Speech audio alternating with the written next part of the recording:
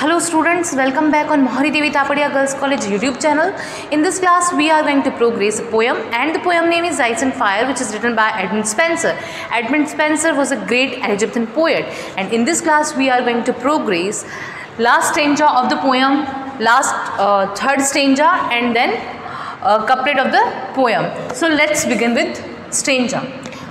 Third stanza is, what more miraculous things may be told, that fire which all things melts should harden ice, and ice which is congealed with senseless cold should kindle fire by wonderful device. Such is the power of love in gentle mind, that it can alter all the course of kind. These are the lines from the poem Ice and Fire, which is written by Edmund Spenser.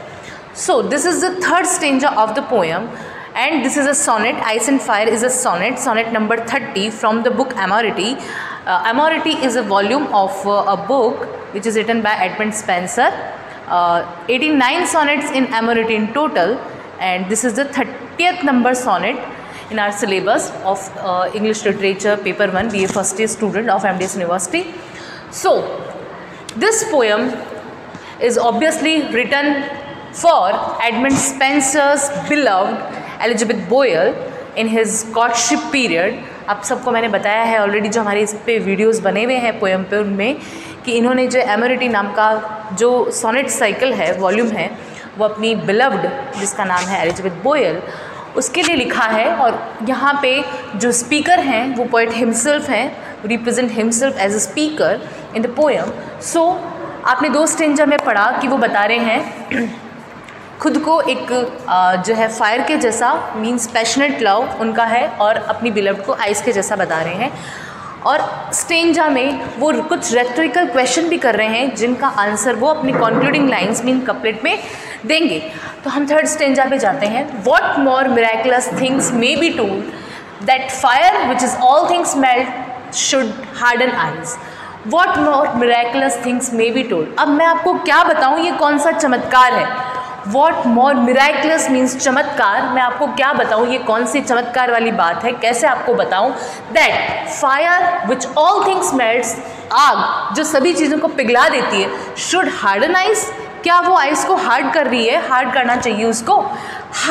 And ice, और ice क्या है, which is congealed with senseless cold, जो क्या करती है, ice क्या करती है, which is congealed with senseless cold, जो कि बिल्कुल पिघल जाती है अपने सेंसलेस कोल्ड में, संवेदनहीन ठंड में बिल्कुल जो पिघल जाती है. Should Kindle fire bye wonderful device, क्या उस आग को जलाने के लिए जो इस आइस को मेल्ट कर सके, कोई वंडरफुल डिवाइस इन्वेंट करनी चाहिए उसके लिए. मीन्स इस पूरे स्टेंजा का मीनिंग आप एक बार फिर से देखें. What more miraculous things may be told. अब मैं आपको क्या बताऊँ, स्पीकर बोल रहा है, हम रीडर को बोल रहा है कि अब मैं आपको क्या बताऊँ कि कौन से चमत्कार वाली बात है ये. That fire which all things melts should harden ice, कि जो फायर सारी चीज़ों को मेल्ट कर देती है, शुड हार्डन आइस, क्या उसको आइस को हार्ड कर देना चाहिए, या उससे आइस जो हार्ड हो रही है. और ऑब्वियसली हमने अभी जो दो स्टेंजा ऊपर पढ़े हैं उनमें हमने क्या देखा, यही देखा कि जो फायर है उस पर आइस का कोई इम्पैक्ट नहीं है, और आइस पे फायर का कोई इम्पैक्ट नहीं है. इसीलिए अब फाइनली ये बोल रहा है कि ये इससे ज़्यादा चमत्कार की बात क्या हो सकती है कि ना तो फायर जो है वो मेल्ट कर पा रहा है आइस को, आइस जो है वो फायर को बुझा पा रही है, उसके प्यार को कम कर पा रही है. And ice which is congealed with senseless cold, और आइस जो कि बहुत ज़्यादा अपनी सेंसलेस कोल्ड में रहती है, उस पर भी फायर का कोई इम्पैक्ट नहीं है.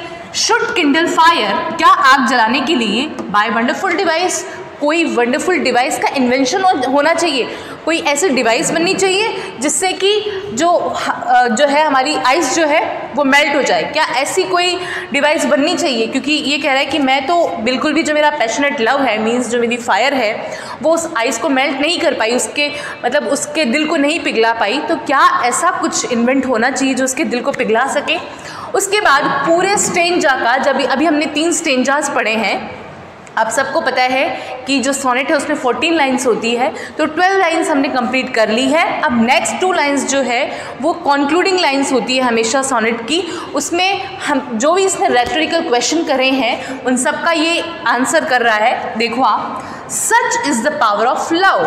आपको इसी एक लाइन में ही इतने इन 5 वर्ड्स में ही 5-6 वर्ड्स में ही आपको पूरे पोएम का कंक्लूजन मिल गया। सच is the power of love, कि ये कैसा है, पावर ऑफ लव है इन जेंटल माइंड। ये प्यार की शक्ति है जेंटल माइंड में, that it can alter all the course of mind, जो हर चीज़ को चेंज कर सकती है। दैट इट कैन ऑल्टर, जो ऑल्टर कर सकती है all the course of kind, इस टाइप के किसी भी कोर्स को जो है चेंज कर सकती है, ऑल्टर कर सकती है। तो पूरे पोएम का जो कंक्लूजन है वो यहाँ निकल गया, that such is the power of love in gentle mind. ये एक प्यार की शक्ति है जेंटल माइंड में, that it can alter all the course of kind, जो पूरी तरह से ऑल्टर कर सकती है। प्यार की शक्ति ही सभी चीज़ों को चेंज कर सकती है, all the course of kind, ठीक है, वो सब चीज़ों को चेंज कर सकती है। तो आई होप आपको ये जो पोएम है आइस एंड फायर, जो एडमंड स्पेंसर ने लिखी है, जो उन्होंने अपनी बुक एमोरिटी में लिखी है। एमोरिटी एक सोनेट साइकिल है जिसमें 89 सोनेट है, उसमें से हमारा जो सोनेट है वो 30th नंबर का सोनेट है। ये एक स्पेंसरियन सोनेट है।